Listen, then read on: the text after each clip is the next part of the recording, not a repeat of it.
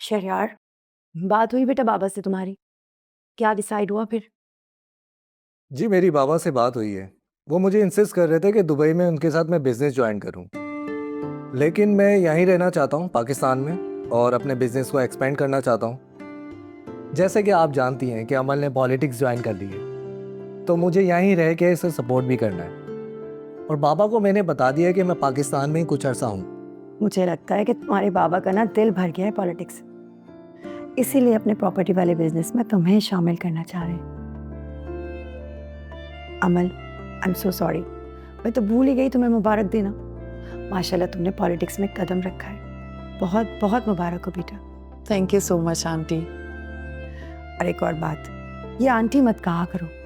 मैं चाहती हूँ कि अब शादी को इतने दिन हो गए तो तुम भी शहरयार की तरह मुझे मॉम कहा करो, अच्छा लगेगा मुझे। ठीक है आंटी, आज से मैं आपको मॉम कहा करूंगी। नहीं, इतनी ज़बरदस्ती भी नहीं है। देखो बड़ा मुश्किल होता है अपनी मॉम के अलावा किसी और को मॉम कहना।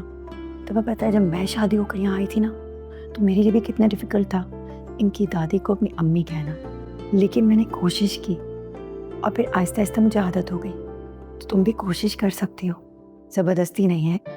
एक काम की बात बताऊँ तुम्हें, जब तुम अपने शौहर की माँ को माँ कह के पुकारोगी ना, तो उसे बहुत अच्छा लगेगा। फिर वो चाहे सास ही क्यों ना हो, वो अंदर से तुम्हें माँ की तरह प्यार देगी। आप बिल्कुल सही कह रही हैं। लेकिन मेरे केस में ऐसा नहीं है। मैंने तो तुम्हें पहले दिन से अपनी बेटी मान लिया।